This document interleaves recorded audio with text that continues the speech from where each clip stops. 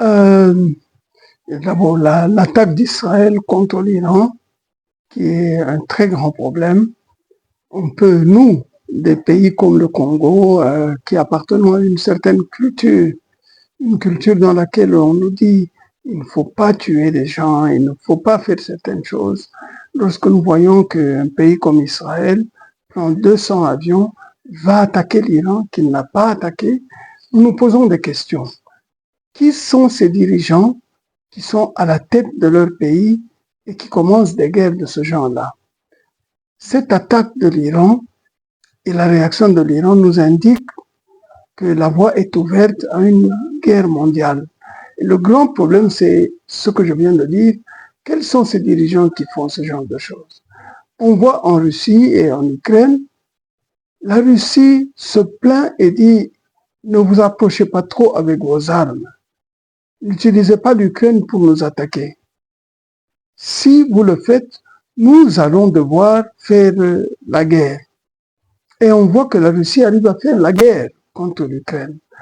Et des pays comme l'Angleterre, l'Allemagne, la France disent à l'Ukraine, tenez bon, nous allons écraser la Russie.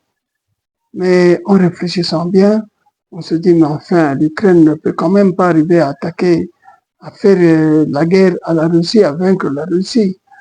Mais la question qui se pose, c'est quels sont ces dirigeants, qu'est-ce qu'ils ont dans la tête qui leur permet de croire qu'ils sont supérieurs à tout le monde et qui peuvent vaincre tout le monde?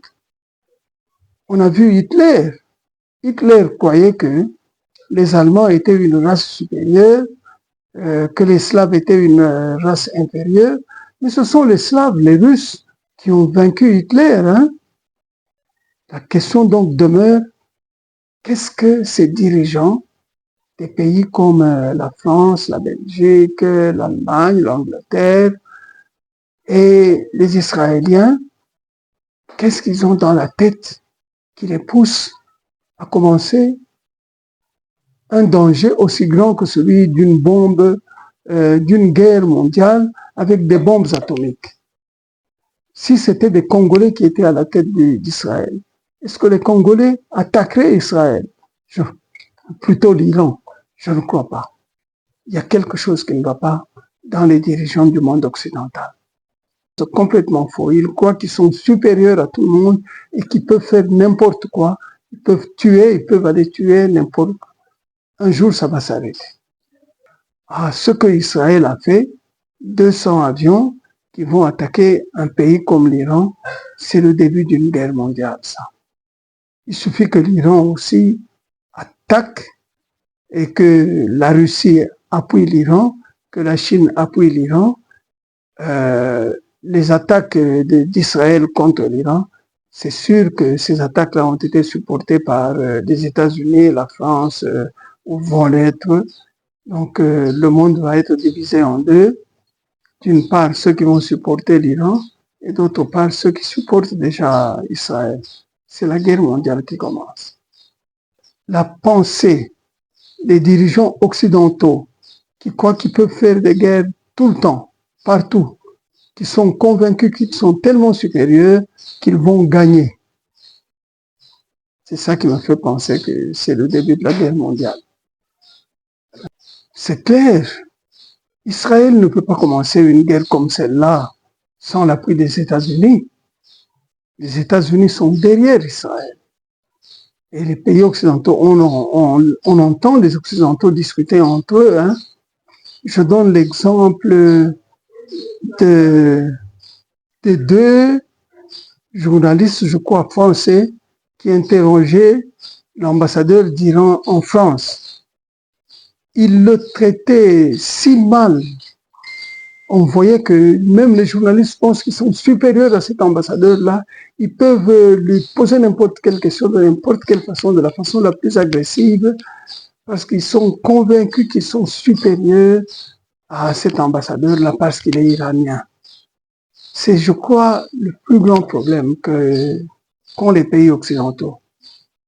Les classes dirigeantes occidentales croient qu'elles sont tellement supérieures à tout le monde qu'elles peuvent se permettre n'importe quoi, qu'elles peuvent commencer une guerre, elles vont gagner. nécessairement.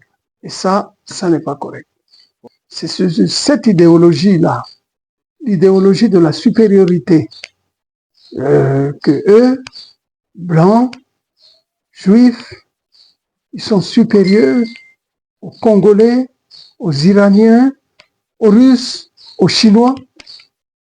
Maintenant, la Chine est en train de montrer qu'elle est supérieure à ces pays-là. Mais cette idéologie de la supériorité de l'homme blanc, c'est cela qui crée des problèmes. Il faut s'attaquer à cette idéologie-là et arrêter.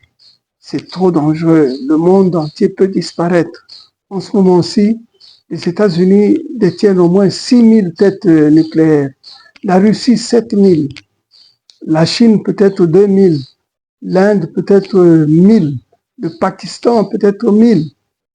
Israël en a certainement entre 200 et 400 au-delà. Et les bombes atomiques sont très dangereuses, très mauvaises. Se comporter de cette façon est totalement irréfléchi. C'est manquer de responsabilité. C'est totalement irresponsable. Croire qu'on peut commencer une guerre et non, les autres n'utiliseront pas la bombe atomique. Ça n'est pas vrai, hein? L'un de ces pays va utiliser une bombe atomique d'ici peu. Il y a un pays qui a déjà utilisé 2 bombes atomiques. Au Japon, les États-Unis ont utilisé des bombes atomiques pour arrêter les Japonais. Et croire qu'il n'y a que les États-Unis qui ont fait ça, donc personne d'autre ne pourra le faire, ça n'est pas vrai. Si Israël continue, si les États-Unis et les autres aident Israël à attaquer l'Iran, si l'Iran a une bombe atomique, l'Iran va utiliser la bombe atomique. Je n'en doute pas. La RDC est en danger automatiquement. Pourquoi? Parce que la RDC détient les minerais qu'il faut utiliser pour fabriquer la bombe atomique, pour faire bien d'autres choses. Donc la RDC est au premier plan. Il faut que nous, Congolais, nous levions et que nous demandions aux autres d'arrêter de se comporter comme des irresponsables. Moi, je dis Netanyahou, Macron, Trump, je commence à hésiter un peu, mais je peux le mettre dans le groupe. Ce sont des irresponsables. Ils mettent l'humanité en danger.